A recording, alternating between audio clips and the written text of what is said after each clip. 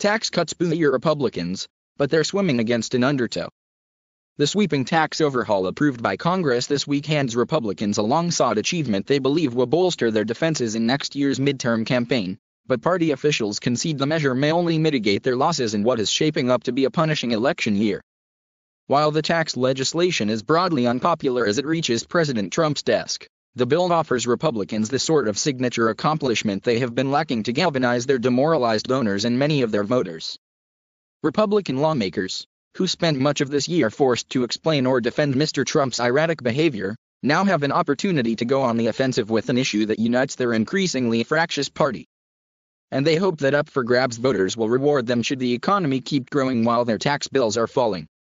Once the withholding tables change in January, voters will realize their paychecks are bigger as a result of tax reform, said Representative Steve Stivers of Ohio, who runs the House Republican campaign arm.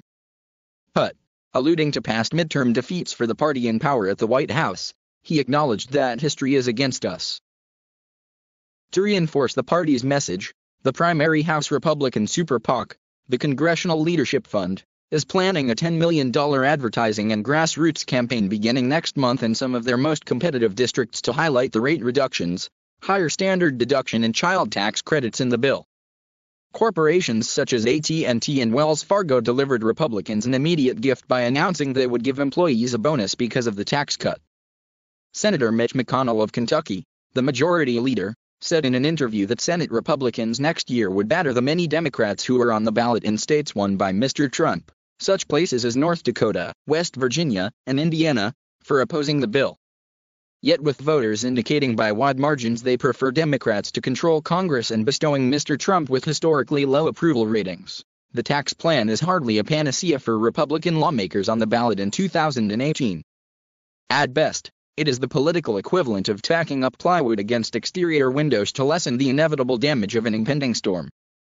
Officials in both parties believe Democratic gains in the House, where Republicans enjoy a 24-seat majority, could reach as high as 40 seats if the political environment does not improve for the Republicans. And, as of now, it only appears to be worsening.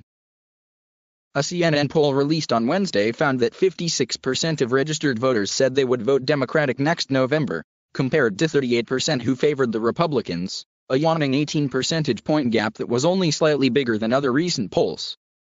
Through that lens, impressions of the new tax law could be warped by partisan feelings.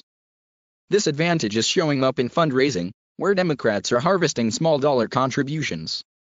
The Democratic Congressional Campaign Committee announced on Wednesday that it raised $6.9 million in November, outstripping its Republican counterpart for the seventh month in a row.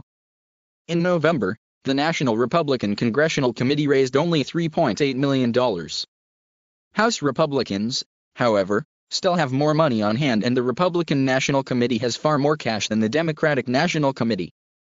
In the Senate, the Democratic campaign arm has slightly more money in the bank than the Republicans. Beyond the raw numbers, Democratic enthusiasm is soaring.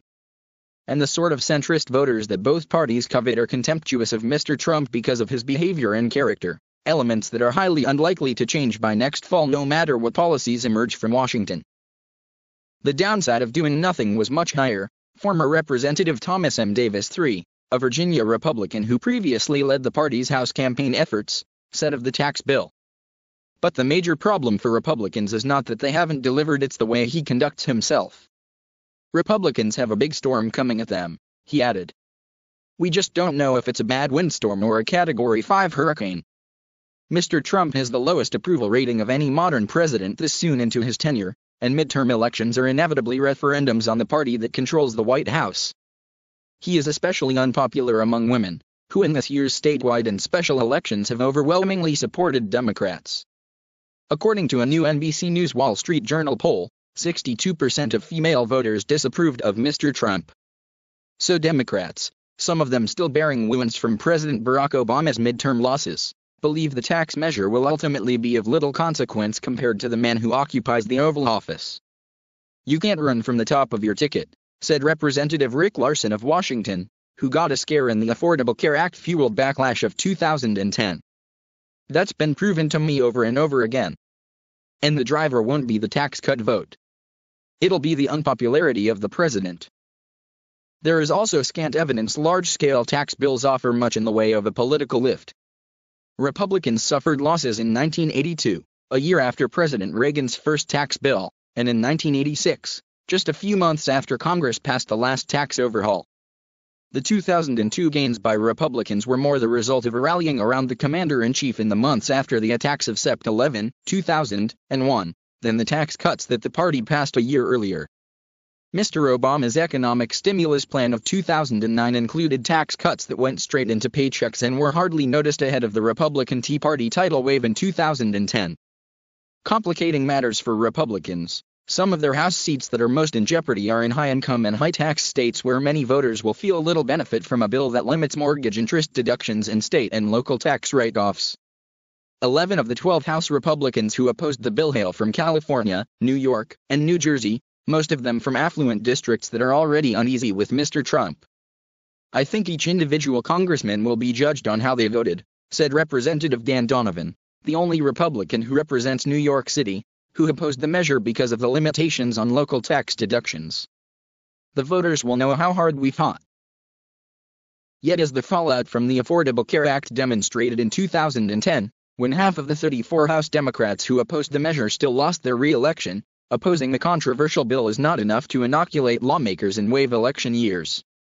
The wave starts in those districts whether they voted for or against the tax bill, said former Democratic Representative Steve Israel of New York, calling this moment political déjà vu.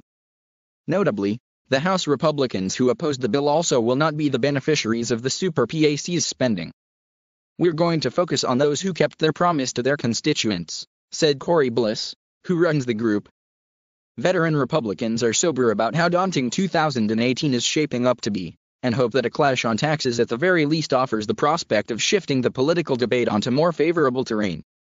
If you're a Republican and you think about what's coming, and the range of things you could be fighting about, to have a fight about this tax bill is among the better things they can fight over in 2018, said Bill McInturf, a GOP pollster, conceding that Republicans are facing very tough numbers. Mr. McInturf, who recently conducted a survey showing Republicans trailing Democrats by 12 points on the so-called generic ballot, said his party could not change the minds of those with fixed views about Mr. Trump, but that the tax bill offered an argument for those willing to hear them out. You better have something to say that the 60% is willing to listen to, he said, noting polls that show 40% of voters want to impeach Mr. Trump.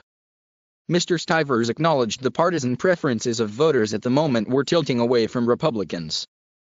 Right now there are people that don't like the president, and they're expressing it in that way, he said of the generic ballot.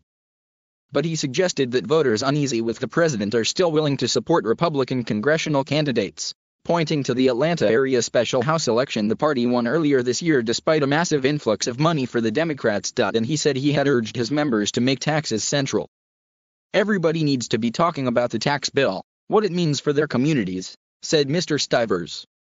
Democrats, though, said no piece of legislation could address the depth of the Republican challenge. It is unfixable, said Anna Greenberg, a Democratic pollster.